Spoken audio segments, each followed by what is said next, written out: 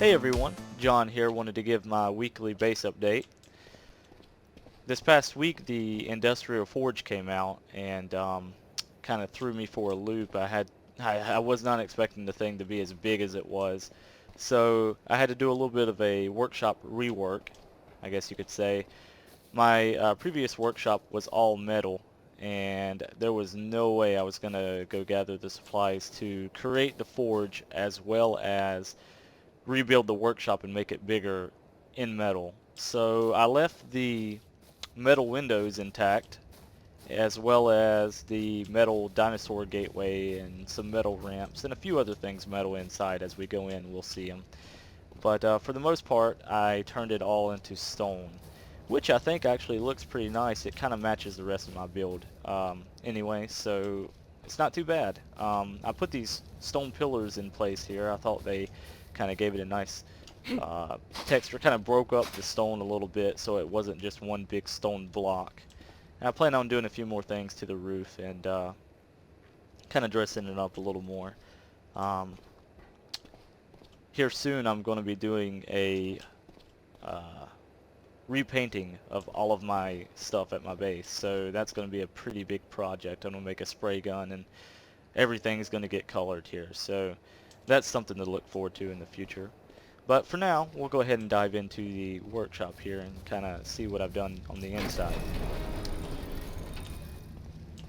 As we step in, you see the ramps going up. I know there's nothing you can do about the ramp sticking through the ceiling here. I really hate that, but I mean, it's just is what it is, I guess. But these ramps lead up to the second floor, and there's another ramp leading up to the third floor you can see up there, but we'll go up there in just a second. First, I've still got my 4 vaults intact. I wanted to leave these. These things are expensive and did not want to break them up. Most of my stuff is thrown into this one vault for now because I still haven't organized everything yet. Still to make a few more storage containers and stuff and kind of get everything organized back to the way I had it before. My fabricator and smithy is right here. I guess you could call this the crafting room. The first level would be the crafting room. If you guys haven't seen this yet, this is the Industrial Forge. This thing is a monster. It is freaking ridiculous how tall this thing is and how big it is. It also works really well too. I actually placed a little bit of metal in here, as you can see, with one of the gasolines. And we'll go ahead and turn this on. And I figure by the time we're done with the base tour, we'll come back to it and see if all of it's smelted up. I haven't used it too much, but I've used it enough to know that it works really well. So we'll come back to that. I've got my 2 refrigerators here, one for eggs, one for food. And I've got the industrial grill right here. We'll go ahead and go up to the second floor now. Come up here, you can see the catwalks going across so you can still access. Look at that, already 15 metal ingots smelted up. That's insane. But you can access the forge from up here as well. I plan on putting another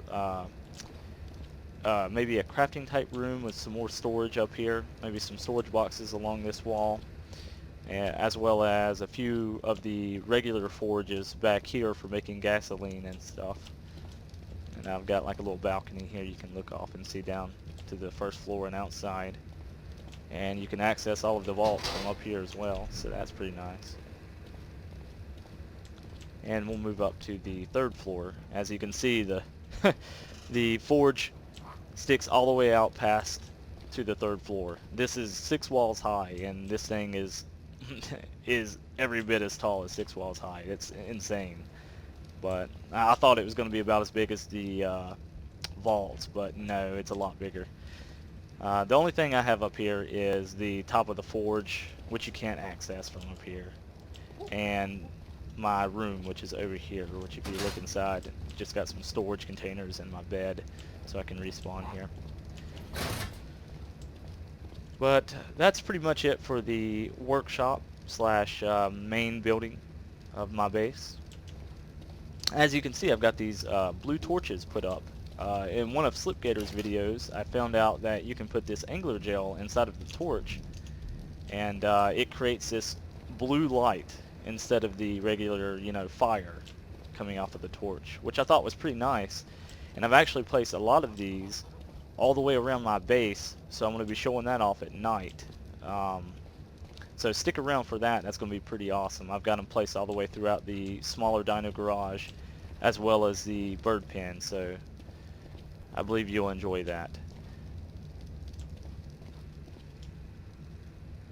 And we're back at night. Something I forgot to mention before I was finished up with the tour here. The metal that was in the industrial forge was indeed finished smelting by the time I was done talking. So this thing does work super fast.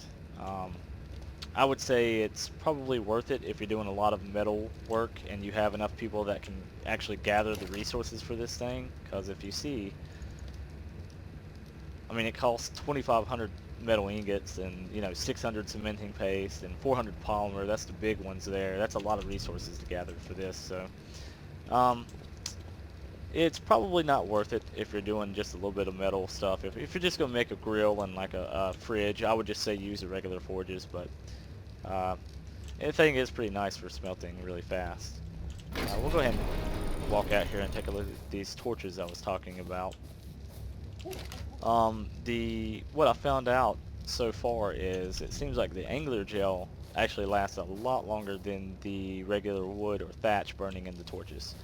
So this possibly could be a nice alternative to using just a generator with a bunch of ugly wires out in the open and stuff. It's kind of hard to hide wires in like a place like the bridge down here. It would be kind of hard to hide the generator and wires down here, so that's why I placed the torches around. I think they look nice, and I placed them throughout the whole base as well. I thought it kind of added a nice glow and a better alternative than using a loud generator around here. So we'll go ahead and look at the rest of what I've got done over here. I'll take a look up here at the second floor of the bridge really quick. Let you see the lighting going down through here. This flicker effect that the torches have is really nice as well. Definitely adds a lot to the effect. Go ahead and walk in the smaller dino garage and then through it to the aviary.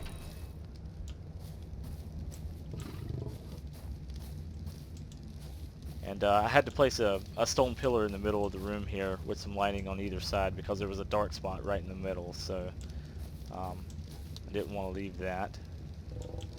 And you can still see the artifact trophies shining through the top there, and that combined with the torches at the bottom, I like the effect that it has. It just really well lit. Walk through here. You can look up through here and see the entrance and exit where I've got the torches placed. Looks really nice. I'll go ahead and hop on Red Bull here and take a look at the base from up in the air. Let you see what that looks like with the lighting. Well, I hope you enjoyed the base update. If you did so, please let me know in the comments, and I'll see you in the next video. Thank you for watching.